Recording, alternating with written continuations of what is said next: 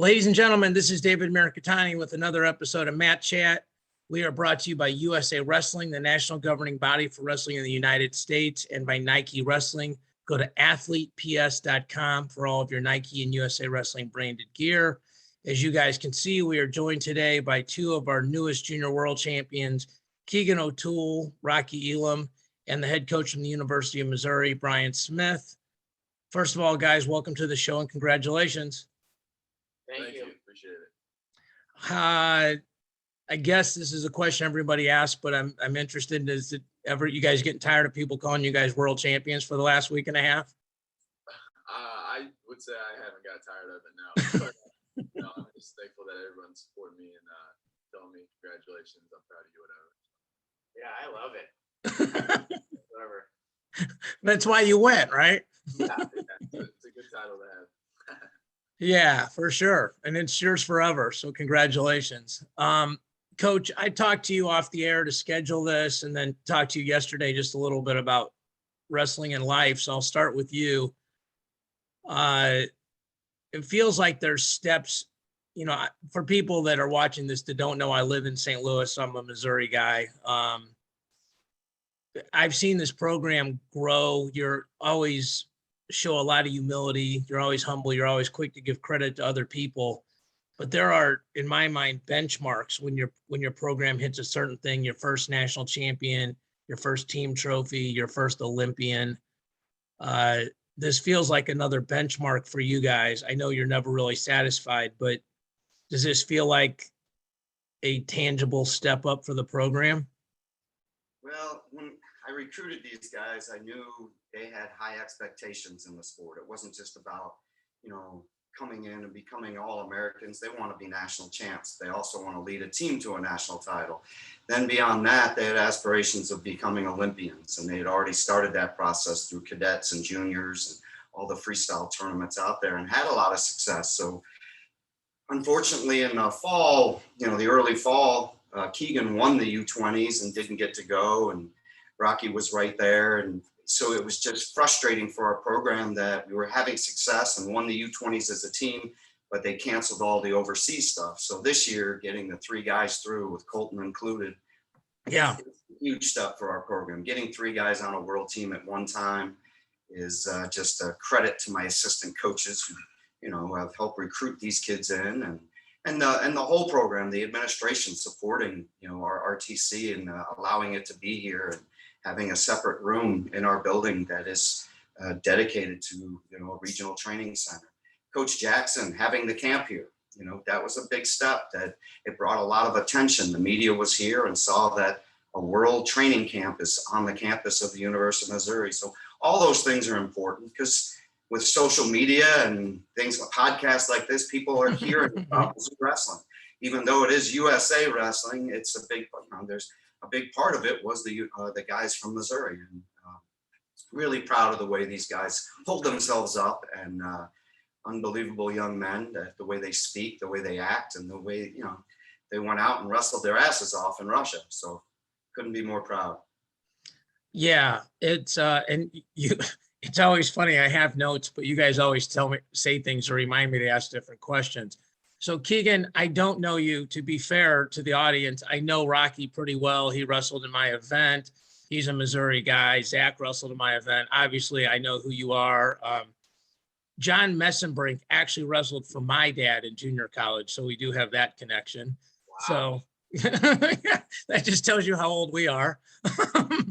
But I have to ask you something that Coach Smith brought up, because I was at Omaha when you won the U20s, and Mizzou was killing it. You guys had a bunch of guys in the finals. I know, Rocky, you made the finals on a bum wheel, which was really impressive. And Josh Edmond had a great tournament. But Keegan, I got to ask you, I feel like you had a side bet with somebody on the team that you were going to get an assassin in the finals. It certainly sounded like it based on the conversation walking off. Was it just something you were looking for? Or was there actual side bet there? I don't think there was a bet, but it was Connor Brown on our team. Me and him, we always in the wrestling room. When I first got here, we would always mess around with an assassin, and I said something just stupid, like how cool would it be if I did an assassin in the final? And then So he was pretty pumped, and so was I. Well, I just happened to be standing where you guys were walking off. It was, and I can't remember exactly what, like I told you guys I was going to get it or something like that. So, yeah, I'm trying to think of a few things maybe you guys don't get asked all the time. I know when I talked to Coach Smith the other day, you were right in the middle or walking into the press conference. So let me start with this and then we can get in the tournament. What is one thing, and I guess, I'll go from left to right, Keegan, what is one thing that maybe led to your run as a world champion that maybe somebody hasn't asked you about? Did you do something specific in your process? Was it, how your mindset was? Because everybody was talking about how crazy your draw was, your diet, your training. What's one thing maybe that people haven't put a spotlight on that would be good to talk about? I think that it was a combination of different training partners and different ways of training. So for most of the summer, I actually was not here in Columbia. I was working back home for Ben because he wanted us to, a bunch of the guys that he trained in high school, he wanted us to work camps for him. And, I had so many guys back home that were helping me, giving me different feels. And then on top of that, I was wrestling with Ben, and every day it was like, all right, I'm going to give you a Russian feel, or I'm going to give you an Iranian feel, or I'm going to just try to snap you down, or I'm not going to shoot on you at all. So I think it was a combination of getting so many different feels, and on top of that, always finishing practice with some sort of mental training, whether that's strategy, whether that's talking about say I'm down or say I'm struggling in a match, what I should be thinking of.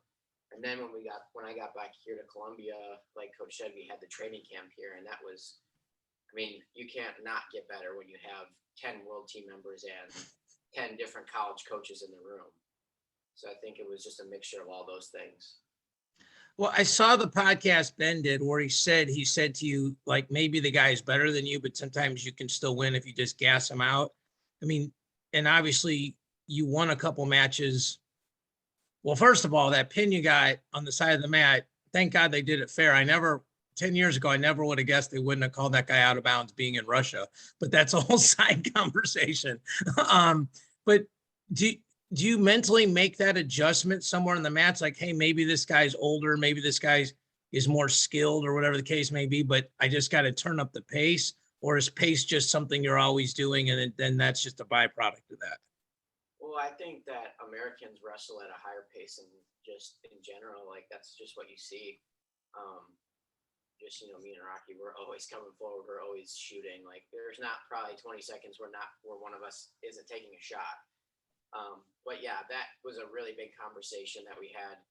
And I kind of took that to heart and remember that as I went over to Russia, and especially in my second match against the Azerbaijan guy who was really good. He wrestled in the Olympics. Yeah. That first period was a little bit rough. He kind of got me on some stuff, and I was like, well, maybe that I need to take a minute just to, create some sort of scramble or hand fight really hard. And that's exactly what I tried to do for the beginning of the second period. And as soon as that happened, I could feel him start to give a little bit in his positions. And then eventually when I locked up that cradle, it didn't seem like he had any energy to even fight off his back by that time. So that was a really big, that played a huge role in that match for me. I think for the flow of this, I'm probably just going to stick with you, Keegan, rather than bounce back and forth. So many guys, especially old guys like us or guys like me or people in the media, we look at the draw, we're looking for storylines. I coached for a long time and never thought about any of that. Now, when you're doing what I'm doing, you're looking for storylines. Do you even look at the bracket? Do you just ask your coach whether you're wearing red or blue? Let me just start with that. Do you look at the bracket or not really? Yeah, I did for the tournament, but I've never wrestled overseas. I didn't know any of these people from different countries. So it wasn't like, oh, this guy's really good. This guy's really good. I kind of figured it out as the tournament went on. Yeah. Initially, when I looked at it, Coach Smith and Coach Draper was like, all right, we're going to watch film on your first and second guy and just, figure out what lead leg they are and maybe what attack they do or what tie up they like. That was really it. That was actually, yeah. What'd you say, Brian? The trick knee that the Azerbaijani had. Yeah, that's, we watched a ton of film when we were in college coaching. And there he is, Tyrell Todd, the legend. Um, and that's always an interesting debate. Like, how much film do you watch? How much is focusing on you versus focusing on the other guy? And let's go back. You talked about the camp, and Coach Smith talked about how nice it was to have it there. It obviously made sense in terms of central part of the country, 3/10 of the teams on there. And you mentioned different feels. I'm out here doing math. So, you know, obviously you guys have a great room with how good your team is. You're, pretty much qualifying 10 guys every year for nationals. You got, backups that are replacing injured guys at the last minute and qualifying and winning matches, all that sort of thing. But how much fun was it to maybe like play around with like an Andonian or, get that outside feel of a Washington or just, and even those other coaches kind of teaching you a trick here or there? Like, how did that help your game, Keegan? Oh, it helped it so much. Like I said, you can't not get better wrestling different styles. And especially Bryce, like me and him were partners a lot. We warmed up for a lot of the sessions at the Junior Worlds, and he's got some crazy stuff. So he really helped me when we were wrestling. He really helped me keep my position strong, which I think helped me in a lot of my matches over at Worlds. Did at any point did he break down and teach you guys how to kick the brick back to the opposing coach? Was that a whole session or was that private one-on-one? That's just something that kid does. It's kind of crazy.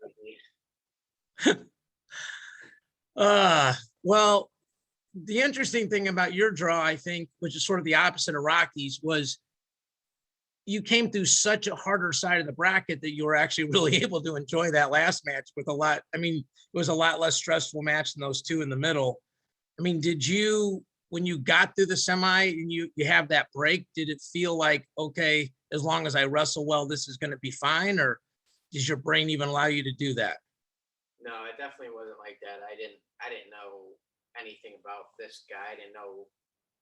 I obviously knew I probably had a little harder way to the finals, but then again, it's the World Championship, so everyone's going to be really good. And I knew that I just had to go out there and put my pace on them and take lots of shots, and that's exactly what I did. Yeah. So Rocky, congratulations. We always put together the data of how the guys that have wrestled in Border Brawl have done. So this is a nice thing that we can selfishly add to the list of accomplishments. Smith said I was smart enough to be inviting the right guys to the meet. So we'll take that as a win. I talked to Brian and I said, and we said this on the podcast we did yesterday, where we just talk about the world of wrestling. I'm going to work backwards. The last 40, 45 seconds of your final match should be a clinic on how to not give up on a shot. And I don't know that you did every single thing technically perfectly or whatever else, but just, I mean, you guys probably coach Little League. You've been coached, they always tell you, don't stop moving your feet. Don't stop moving. Keep getting your head up. I know your dad really well. I know he coached you a lot. I mean, in that moment, is the moment like you really realize like, I got to get this for a world title, or does it just go back to all the days of I'm just wrestling. I had an older brother who tried to smash my head through the mat and I'm just not giving up? Yeah, I mean, I was aware that that was probably the last opportunity I would get to get a takedown and win. But I also knew, like, okay, if I'm not able to get this takedown, I can just run this guy out and drive him out, and then I'd be up 3-2. So I was pretty aware in terms of knowing, I guess, how I could score and just the situation in general. I guess I'm not surprised that the ref gave us a lot of that much time because I was constantly moving. But yeah, like I said, if I had shorter time, I probably would have just ran him up and drove him out. But I knew I got in on a shot with like 50 seconds left. So I was just going to work on getting my finish. And I knew he was starting to fade. And once I got to that leg, I knew I was going to get the takedown. You went through so many iterations of that scramble, your hands locked coming up, having to break your grip post, trying to run the corner, almost cutting back, hooking the heel. And I probably missed a few in there, but coach is nodding, so it means I got a few of them right. Like, is it just, well, I'm a big believer some guys won't learn and girls won't learn technique until they see it done at the highest level.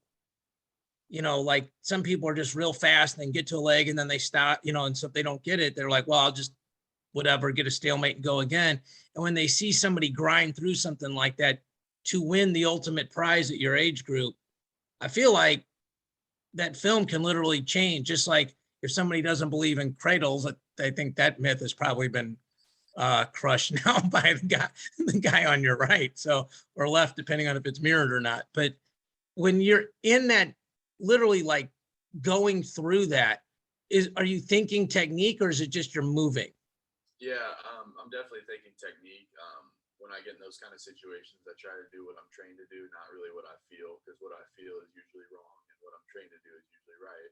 So, and I knew that earlier in the match he had scored on me because I took a shot, I got backside, and he spun out on me. So I didn't necessarily want to run corner if I didn't have to. So yeah, just kind of getting through that position. I think I popped my head out and kind of collapsed him to a double. That's the way I felt like I needed to score in that situation. You said something that fascinates me, and you've been wrestling, I'm pretty sure, a long time, since you were a little kid. You said, when I do what I'm taught, that's right. When I do what I feel, that's wrong. You got to explain that to me, because I mean, I've watched you win a ton of stuff being in Missouri, and it seems like almost all the guys that are elite are really good feel wrestlers. Is your brain and your instincts having a disagreement during the middle of the match sometimes? Well, no, I don't mean it in that context. I mean, like, sometimes what you feel like would be easier or would get you a quick takedown, like say you're on a sweep and you want to limp arm out and just attack the guy to get your two. Maybe that's not a better option than building up, coming up with it. It also takes more energy, but it's a better way to get 2 points. You know what I mean? And it's No, also, yeah, like sometimes the shortest, or maybe in a negative sense, maybe the laziest way is not the way it should be done, but going through all the proper steps. Is that what you mean by that? right. So it's like, don't just try to go the easy way out or the way that takes less energy or whatever, because really what I've learned is the way that's right and takes more energy, honestly, usually helps me conserve energy because it's making this guy tired too. And that makes me just feel good that I'm making this guy tired because I feel like I have a better gas tank than anybody in wrestling. So Yeah, we're going to get into that. Coach talked about both you guys that way off the air. Are you a bracket guy? Did you look at this stuff ahead of time, or are you just a red singlet, blue singlet guy? I looked at my draw the morning of competition. I don't like to look at it before then because then I'm thinking about it at night. But I did watch the Russian like several months before I wrestled him. I knew he was the guy for the national team, so I studied film on him. And then when I saw my draw, I studied the Uzbekistan kid, and then I also watched the matches that they had in the tournament before I wrestled them. So. And the finals were separately; they were the next day, correct? Yes. So do you guys do you spend a lot of time thinking about the Iranian? Is it more just about getting your nutrition and hydration? Yeah, pretty much just that, and just like staying in the moment, because if I think too far ahead that day, because it's at night, then I usually get anxious. So I kind of just try to stay present, do whatever I feel like I need to do, whether it's watch a movie or lay down or whatever. And then obviously I studied a little bit of the Iranian, his matches in the tournament. And then when I got there, I just felt super relaxed because I wasn't thinking about it all day. Yeah, I think David is, when we were breaking down the film of the Iranian, I thought we were wrestling our twin brother just because they both lead the same leg, shoot the same shot, both single leg guys. Super tall. Super tall. Both have a great leg lace. So this is the Iranian Rocky. We literally had the same hand fighting skills too. Yeah. Like I noticed. Except yours were tougher. Yeah, that's right. And that was the difference in the match. And Rocky was more physical. Yeah, that's true. That's awesome. Keegan had mentioned the importance of getting different feels, both, back in Wisconsin and at the training camp. I would guess, I wrestled like around 134 pounds. It was a lot easier to get a training partner. You can just grab somebody who's, bigger. And, if you find somebody big enough, they can give you a good go. When you're at your size, I think finding quality guys is difficult. How important was the camp and the guy that comes to mind, especially with his level of success there was Amos. How important was it to be able to train with like a Hendrickson and Amos, those kind, and obviously Hawks is, in there too, right below you, but you get to wrestle with him a lot, I'm guessing. But those other two, how important was that for you? Yeah, it's obviously super beneficial to have another world team member in your room at all times. So that was a huge part in my success at the World Championships. But I went to 2 training camps. I went to one in South Dakota and then one here, obviously. In both of those times, I was wrestling different guys, not only on the world team, but just guys that were there to train. So it was super beneficial to get their feels, get what they had to offer on technique and stuff like that. And then me and Amos wrestled at this camp, and like I said, me and Hawks wrestle all the time. And then Hendrickson and we warmed up every day out there in Russia. So Yeah. Some people may not know this, but your senior year in high school, you took a semester off from high school. You didn't take a semester off from wrestling, but from high school to go to the OTC. And what's interesting is I looked at this the other way because I talked to your primary training partner out there, a Mizzou alum, pretty good wrestler, Jaden Cox. And, Jaden talked, he mentioned you in very glowing terms. And I think at the time I thought, how much is a world champion learning from a really elite high school wrestler, but still, there's levels to the game. Obviously in hindsight, maybe I should have been asking it the other way around, but how much just getting 3 or 4 months with Jaden, at least a couple days a week, how much did that accelerate your growth, your learning, all that stuff? Yeah, I mean, I was getting a feel for a world champion every day, so that was huge for me. And not only was I just wrestling with him, it wasn't just like we came in, wrestled, and left. I mean, we were talking about wrestling. During practice, he would adjust my technique, teach me new things. So that was pretty huge for me. And then obviously KJ was out there too. So when I made this world team, I was pretty familiar with everybody on the coaching staff already, which was really helpful too. KJ loves you. I talk to KJ probably once a month, and the first guy he asked me about, I think he thinks Kansas City and St. Louis are right next to each other or something, or Columbia, like they're all like 3 suburbs of Missouri or something. But you're the first guy he asks me about every time. I don't know who to ask this to first, but I'm just going to ask it. This last year was a unique year in college wrestling where it was a free year and it wasn't eligibility. So obviously both you guys have a chance to be 5-time All-Americans and still could be 4-time national champions. And it's always fun to talk about that, and certainly not let you guys enjoy this for even a moment. But I know your brains go to the next thing. How much, I don't know who would have redshirted and who wouldn't have redshirted if eligibility counted, but how much did getting whatever version of a college season you had in and getting to wrestle in a national tournament in Missouri, all that stuff, how much did that help you guys in terms of accomplishing this goal? Yeah, that was huge because that's basically a year of experience, and it pretty much didn't count, as well as we got the national tournament. So that was better than a redshirt year in my opinion. But I'm just super happy that it's back to normal. I can already feel things are starting to we're getting into the swing of things, especially like with school. I was on campus, and like there's everybody on campus. We're in full session in class in person, so I can just feel that everything's kind of starting to get back to normal. And this season we're gonna have competition, we're gonna have duels and tournaments, so I'm really looking forward to it. Same question for you, Keegan. It's the best redshirt year I could have asked for. Nothing. I mean, obviously, we all wanted to do good and win a national title, but it was, that's pretty much out the door. And now we got four straight years of domination that was just looking for. So it was the best year we could have asked for the situation that we were in.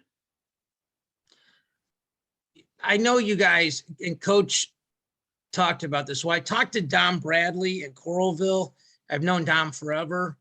And he said something. I said, how's it going? He goes, man, this is a different group.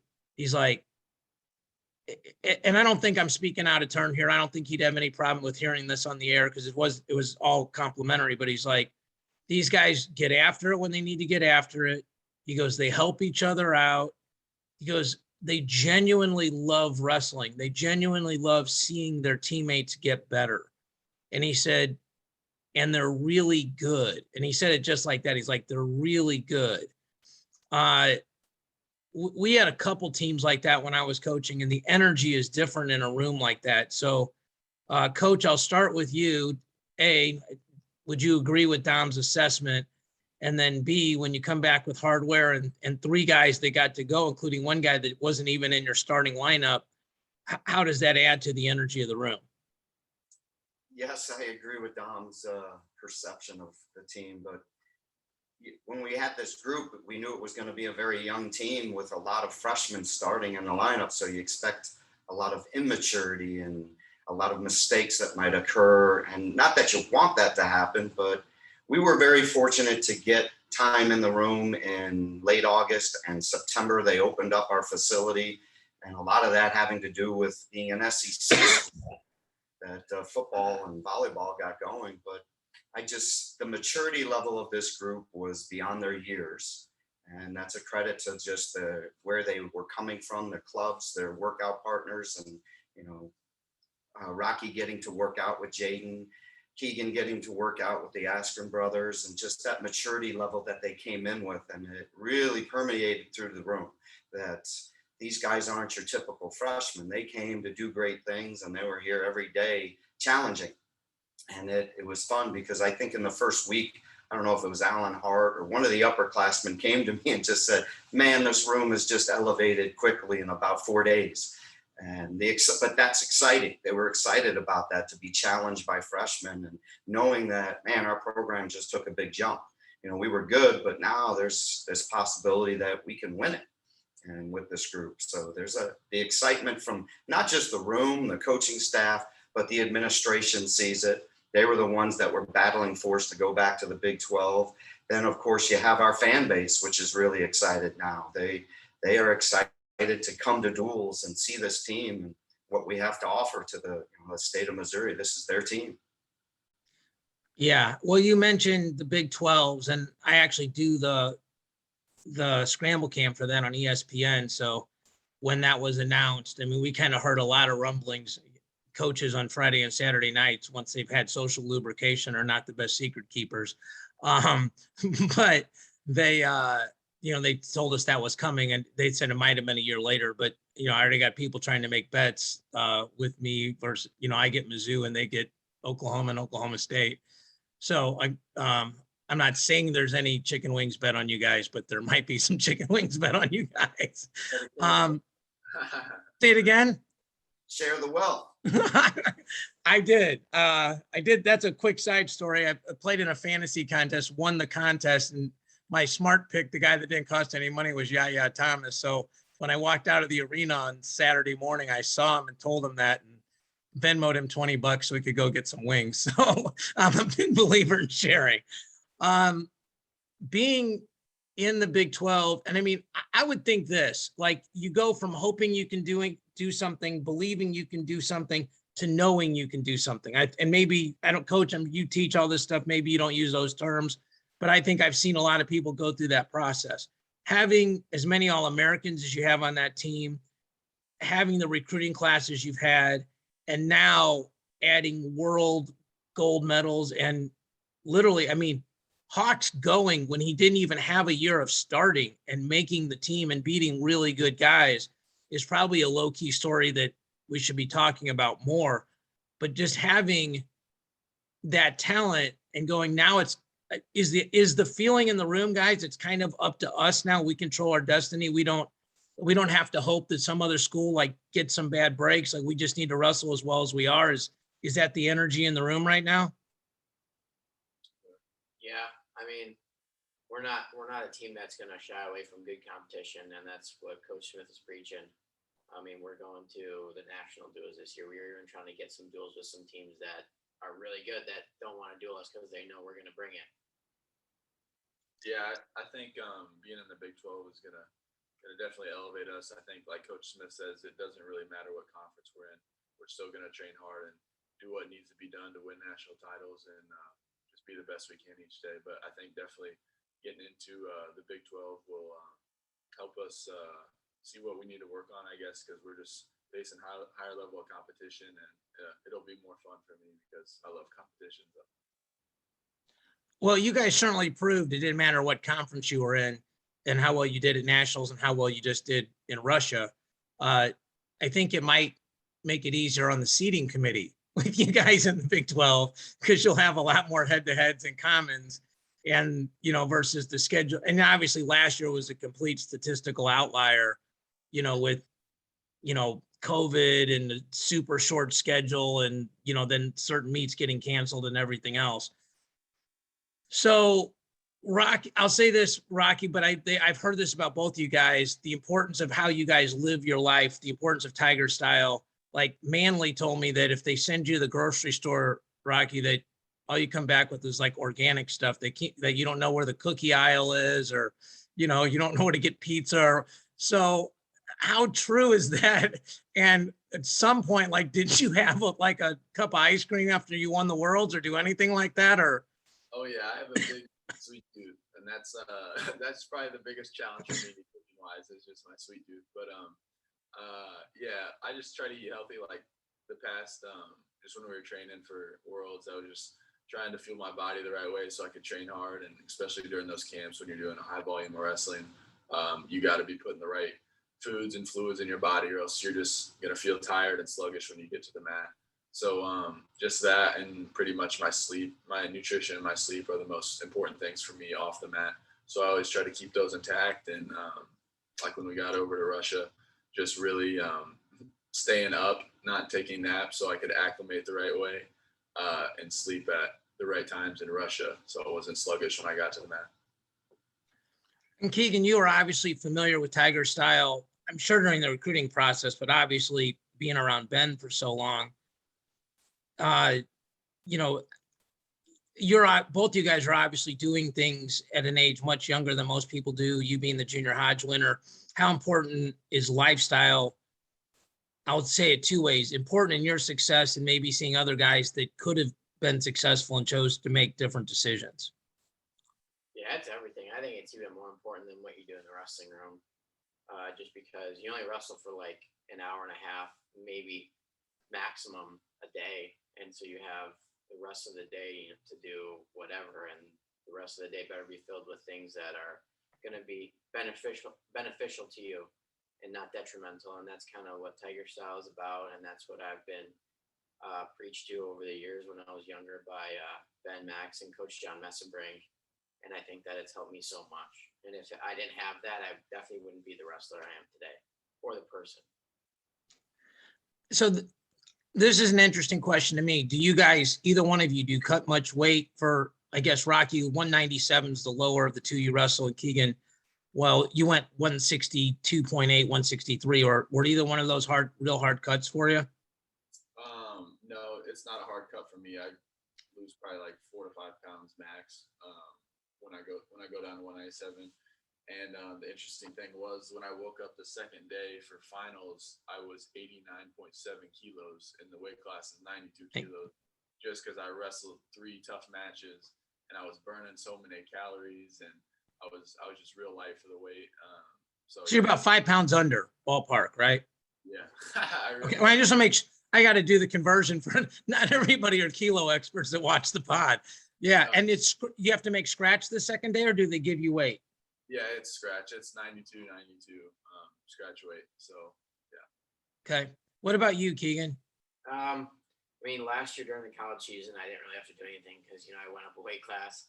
But, I mean, I definitely had to lose some weight to get down to the weight for the trials and worlds. But it's nothing to where I can't go into the wrestling room every single day and focus on wrestling more than cutting weight, which I think is the most important thing, where I'm never loading my body up with sweats and stuff. I'm always, in a shorts and a t-shirt, and it's always about wrestling. And I'm able to worry about the weight, at the very end if I need to a little bit. But as long as I manage my nutrition and make sure I'm staying hydrated, it's never an issue.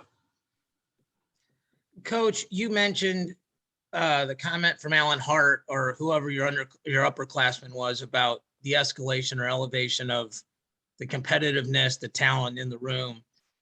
Obviously, these guys are the same human beings. You and Coach Maple and the other people from your staff, you're the same people that you were than when you left for Russia. But you come back with hardware, you come back with accomplishments, you come back with experience. And, you come back with, now this can be done at Mizzou, and you've obviously done higher things with national champions and world champions and Olympic medalists and Olympians and everything else. But when when you're recruiting these kind of guys, they want to start winning these kind of medals during their time at a university. You may be the most self-deprecating person I know in terms of everybody you give the credit to the janitor for making sure the room was open rather than you coaching them. But which I respect. It's not something I should probably tease you about, but when you come back to the room, I'm sure the whole team was super welcoming and awesome to you, your staff, and these guys, but has the energy picked up even a little more with these most recent accomplishments? Yeah, I mean, the community is really excited. You watch it on social media and all the things that are being posted and said, and even the head coaches on were excited. I saw a little texting thing with them, and they wanted to see, so I sent them the picture of the guys running with the flag, and they were excited to see it. That this is a community of people that really care about the student athletes, so they're going to be very interested in this. This is the world level that, it was the United States, but it was Mizzou being represented by these two guys and Colton. So they're very, very proud. So then we had a barbecue the other night, and there was like 150 people there. So it was a really good crowd there that people, fans in the community coming out that are just excited for the season. I think some of it's COVID, but obviously a lot of it is the excitement from the team we brought last year to the Nationals. That's all back, and these two guys doing what they did in the summer, and Colton. That there's an excitement around our program that is definitely boiling over, and it's a credit to everybody. Yes, I may be called the head coach, but it takes a village to do this, and there's a lot of great people that help me with this. Yeah, you're like the Lou Holtz of college wrestling. So, giving everybody else credit. I mean, I've seen that program, grow by leaps and bounds, having been in St. Louis and been in Missouri. So Keegan and Rocky, obviously you guys will be wrestling this fall and spring. Do you guys jump age groups? Are you still juniors for another year? Do you go to U23s? What's your plan on the freestyle circuit? Is it U23s? Are you going to enter the senior open and see where you are there? What's your guys' process?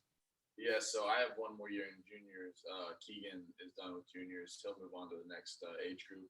But I don't plan on going to the seniors. I plan on just relaxing and then starting to train for the NCAA season, which is what's next for me. And then obviously I have 4 more years in U23s as well. So yeah, I'm hopping in the senior level as soon as I can after this college season.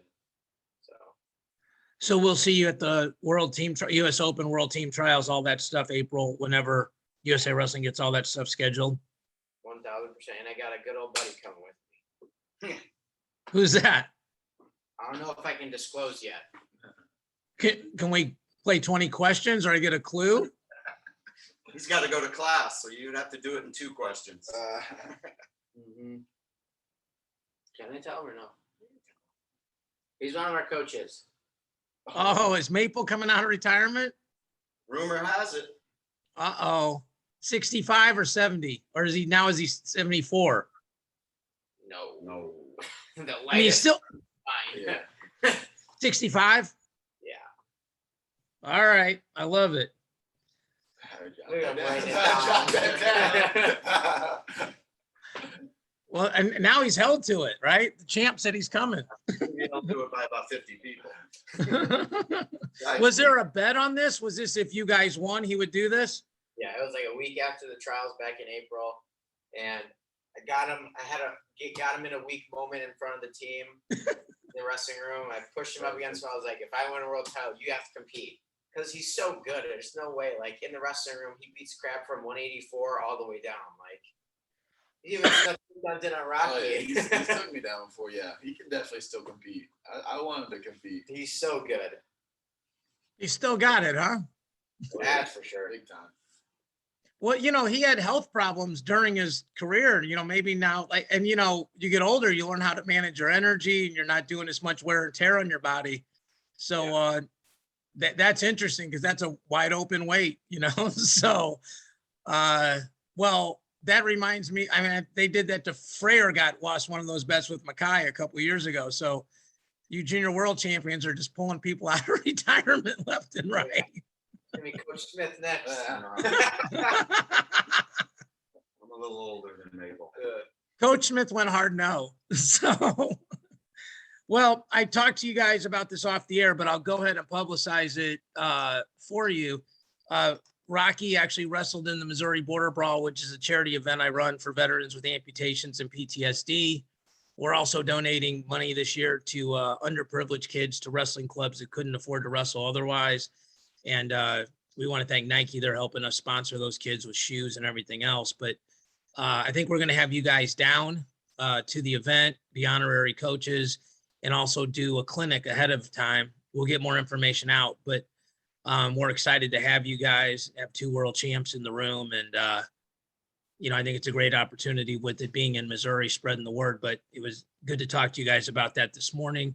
We'll work out all the details, but for people that want to meet you guys in person that are on my side of the state, that'll be on Sunday, October 17th.